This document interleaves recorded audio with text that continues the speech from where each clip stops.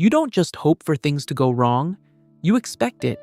Before anything even happens, your mind has already played the worst version of the story. You imagine failure, rejection, loss, and somehow it feels safer that way. But why? Why does your brain keep preparing for pain that hasn't even arrived? There's a name for what you do. Psychologists call it catastrophizing. It's not pessimism exactly, it's something more specific. It's a cognitive tendency to scan the future for the worst possible outcome and then treat it as the most likely one. It's like you're at a job interview and it went well, but when you drive back to home, you're already rehearsing how you'll tell people if you didn't get it. Your partner seems quiet tonight and your mind goes straight to something is wrong, something is ending. You're not dramatizing, you're not weak, you are doing exactly what your brain was built to do. It shows up quietly. When someone doesn't reply, you assume they've lost interest. When something good happens, you wait for it to fall apart. When you think about the future, your mind doesn't wander into possibility. It drifts into disaster. You don't call it fear. You call it being realistic, prepared, grounded, not naive. But beneath that, there's a constant tension, a low-level expectation that something is always about to go wrong. And over time, this doesn't just shape your thoughts, it shapes your personality. Psychology calls this defensive pessimism, a cognitive strategy where you lower expectations to protect yourself from disappointment.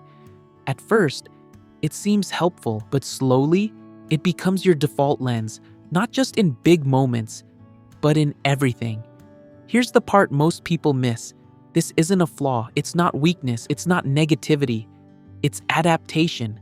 Your brain is not trying to hurt you, it's trying to protect you using the only method it trusts, which is anticipating danger. Somewhere along the way, your mind learned a simple rule. It's better to expect pain than to be surprised by it. And once that rule is learned, your brain doesn't question it, it automates it. To understand this, you have to understand how your brain predicts reality. Your brain is not just reacting to the world, it's constantly predicting it. Neuroscience calls this predictive processing. Think of your mind like a movie director. Before anything happens, it creates a script, scenes, outcomes, emotions, and then it projects that script onto reality. But here's the problem. Your brain is biased towards survival, not happiness, not success. From an evolutionary perspective, expecting the worst kept you alive. If you assumed danger, you prepared.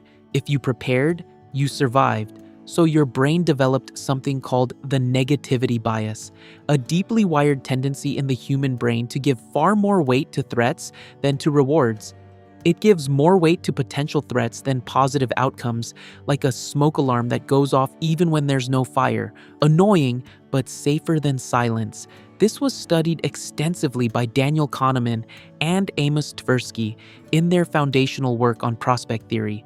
They found that the pain of loss registers roughly twice as strongly as the pleasure of gain.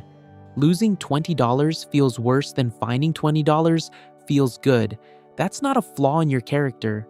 That's hundreds of thousands of years of evolutionary engineering.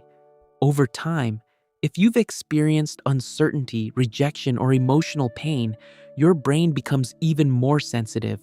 It starts connecting patterns that may not even exist. One bad experience becomes a template, and now every similar situation gets filtered through that same expectation.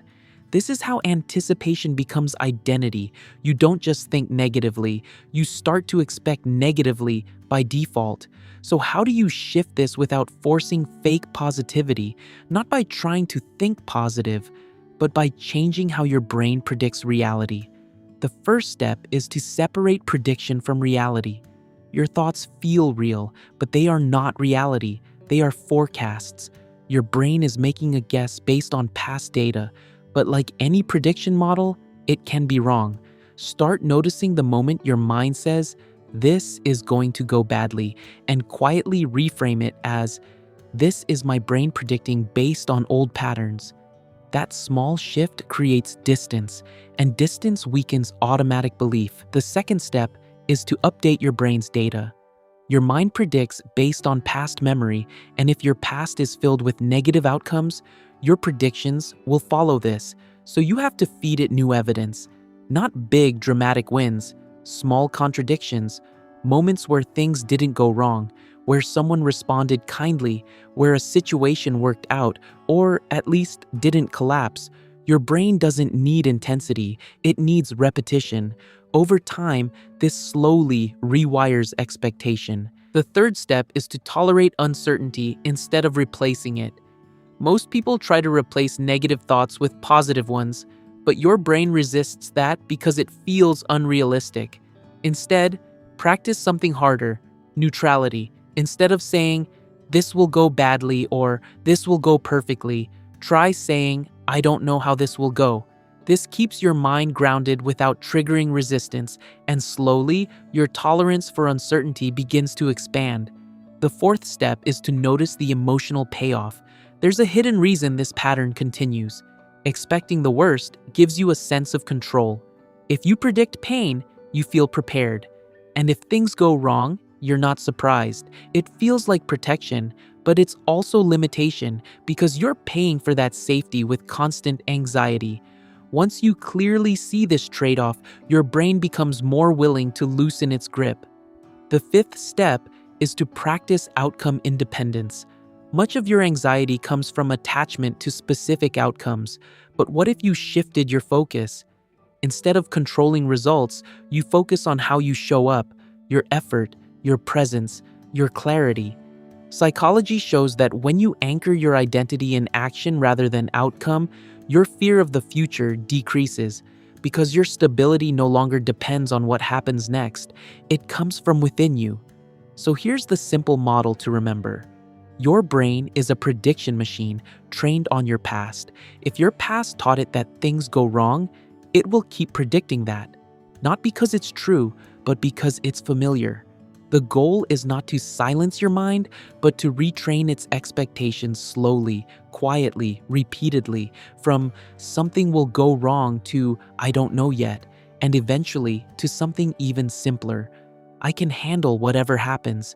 You don't have to force optimism. You don't have to believe everything will work out. You just have to stop assuming that it won't. Because the future hasn't happened yet, and your mind is not a crystal ball. It's just a storyteller, one that learned its stories from your past. But stories can change, not all at once, but gradually, in the quiet moments where you choose not to believe every worst-case scenario.